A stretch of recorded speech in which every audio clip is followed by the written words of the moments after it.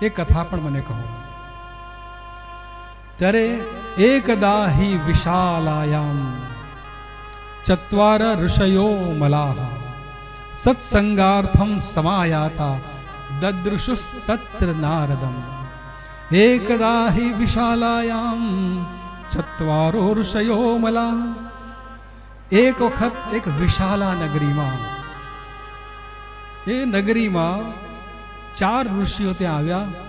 સનકાદી, અને સનકાદી જ્યાં જતા હતા ત્યાં સત્સંગ માટે જતા હતા. સત્સંગાર્થમ સમાયા હતા દદૃશુસ્તત્ર નારદ. હંમેશા ઈશ્વરની ભક્તિમાં એ ઈશ્વરનું રટણ કરતા રહેતા હતા.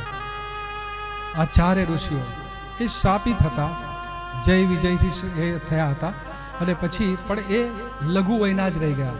એટલે કે એમનામાં કોઈ વૃદ્ધત્વ નહીં આવે અને નાની ઉંમરના જ રહી ગયા તેવા, પરંતુ એ મોટા ઋષિઓ હતા.